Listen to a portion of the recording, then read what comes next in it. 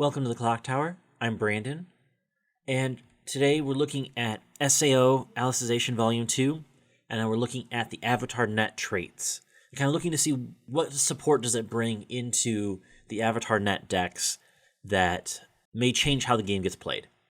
We're going to look at one deck that's a brand new kind of version of a deck, but we're going to look at some other staple pieces that might be interesting to add in to tech into some older builds. From Springfest Online, we saw a couple different SAO builds actually make top 8, and kind of want to focus in on some of those really quick, and maybe look at some stable cards that could be added to those builds. So from Springfest, we saw Zekken Last Shot, so we saw the Yuki level 1 combo and the Xenon level 3 combo, and then we also saw Standby Link Strike, and a mixture of both with Zekken and Link Strike. From Alicization Volume 2, there are a couple cards that I think are worth looking at and experimenting with in these decks. Specifically, this Yuna and Eiji, where you put the top card of your stock into your clock, and when you do, you can then search for level 1 or lower. So it's a search Ricky where you're clocking from stock, so you don't have to worry about clocking climaxes. You search your deck, so it's really good early into level 0. It's on play, it's not on reverse, so it's on play, search. I think this would be a really interesting addition and tech piece into the Zekken Last Shot build. A little bit of consistency, a little bit of searching for what you need. Allows you to run on slightly thinner margins. I think it's a really interesting card for this deck. Another card that's really worth paying attention to is this Kirito Brainstorm. It's a search brainstorm, but it's a pay 1 rest self. And as an act ability, you can pay 1 to pump a character 2,000 power. So you can basically pay to get over cards. It's a pay 1 brainstormer that's only rest self, so you can have another lane ready to go. It allows you to be able to run this and something else. Kind of like being able to pair this alongside maybe the onstage Silica. So you have the brainstorm in one lane, you have the Silica in the other, or you trade them out depending on what you need, whether it's search or salvage. Especially if you're not slamming a climax that turn and the Imagi doesn't make sense that turn. Recognizing the Imagi also gives power when you do an act, so like the Imagi pairs well with both of those too. So kind of having a potential for like a rotating back row with the Brainstormer being tossed into that, I think is a really interesting play. Another card that's worth, I think, especially alongside Yuki, this Eiji level 1, where you can on attack discard a card to return something to hand. So it's a way to potentially maybe pay out additional bar climaxes mid-turn, as well as returning Yuki back to hand to be able to spam Yuki again. Definitely something potentially there. Whether it makes the final cut, I don't know. But I think that those 3 cards specifically from set 2 are worth looking into regarding some of the older stuff. A 4th card from Alicization Volume 2 that actually makes a big difference regarding looking at the Avatar Net traits is the addition of a second standby trigger. Technically, we've got 2 standbys in Alicization Volume 2, but then now that we can run 8 standby using the Avatar Net traits. So we have an 8 standby list here. You have a lot of like floating power in this deck, and it actually does run the rotating back row like I talked about earlier. Let's kind of break it down level by level. So I run 4 of the clean cut. Part of that is because I have such a large supply in the back row, especially at 0, wanting to be able to save that as much as possible. So running 4 of the clean cut allows me to be able to push with a little bit of damage early if I need to, be able to put things into the back row from front row, so I can push with the Imagi, for example, and then clean cut it back, kind of idea. Run the Brainstormer like I talked about. So we have the Imagi. So when we use an act ability, we can grant 1,000 power somewhere, whether we use like the Brainstorm, whether we use the backup. So on your turn or your opponent's turn, you have a floating 1,000 power right here, right off the bat. And then when you play a climax, pay 1, look at the top 4, choose what character, add it to hand. Pretty solid staple. It's been around in SAO for quite a while since the Ordinal Scale arc. When you're slamming climaxes every turn, standby makes complete sense. I also run that 3rd piece that I talked about earlier, the onstage Silica. Gives power to the characters in front of it. Also comes with pay 1, rest 1, choose a character. When that character gets a reverse, you may salvage a character from waiting room. Kind of like a nearly guaranteed salvage. Frontal assist, give the power to help get that salvage.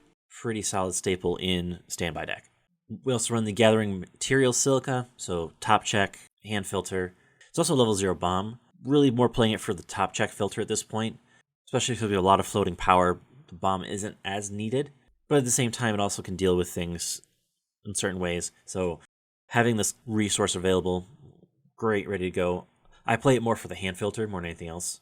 Then we also have the How About Something Sweet Asana. It's a drop searcher. And then it also has a non-attack filter. So looking top card, either leave it on top or put it in waiting room. Going into level 1, we have the staple 1/1 Silica on guard. 7/5 as long as you have 2 or more with Encore. Pretty important card for standby deck. Help get that power ready to go with its own self, not including the floating power. We have the Trusted Skills Elizabeth, which is kind of the accelerate. Be able to clock yourself to keep going forward. When you clock yourself, you can also salvage character from waiting room. Sits at the full field 6k. Pretty decent. A 6 that can grant itself the ability to salvage a character. For a standby deck, I think this is really good. I run 2 of the backup Vice Commander Asana. It's a split 2k backup, so you have 1,000 power you can assign to one of your different characters, not including the backups with 1,000 power to the character currently in battle. So you could assign it to the character in battle, you could assign it elsewhere. But also with the Amagi, having an additional 1,000 power as well, it becomes like a 3k backup at level 1, which is pretty impressive for standby. So all of a sudden that 7/5 becomes 10/5. So it forces your opponent to answer multiple lanes. With a single backup, you could answer multiple lanes. So your opponent has to be able to effectively deal with that much power in any lane as opposed to a specific lane. They can't set up for a single lane saying, oh, this is going to be the weak lane, because you can all of a sudden reverse Uno card that and make that the strongest. So it becomes very challenging to deal with very early, and it becomes difficult for your opponent to answer, especially if you can turn around and salvage that counter right back to hand.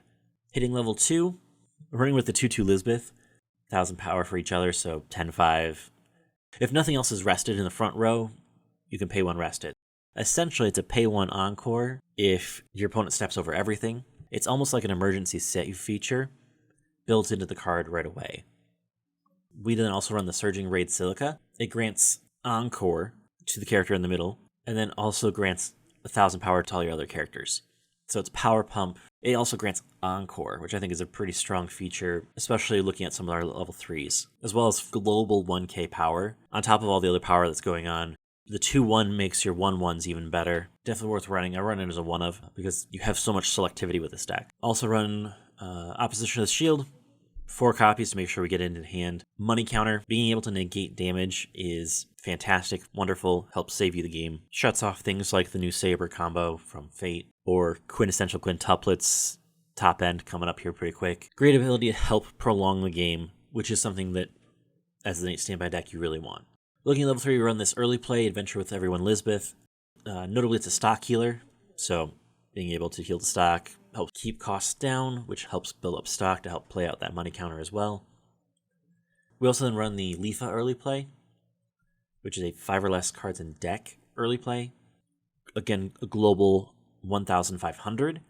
And then as an act ability, it can pump power to itself, so it sits massive at 13k.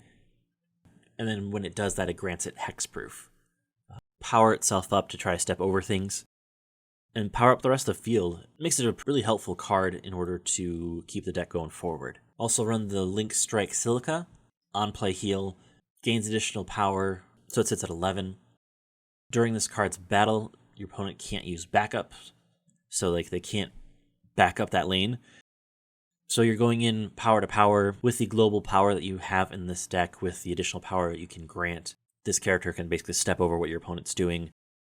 Being able to deny your opponent board, as well as being able to deny your opponent getting reverses. Strong aspect of this deck.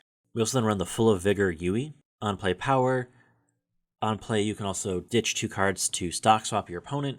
But I think the real key with this card is the damage scribe. When you receive damage and it's not canceled, you can look at the top card of your deck, either leave it there or put it into waiting room. So being able to top check when damage isn't canceled to help try to get that cancels going, combined with the money counter to help deny damage coming in, it really sets for the potential to slow down the game at the top. So you kind of sit there a little bit longer to help stick that additional damage in. Then also run the Attack in Waves Asana.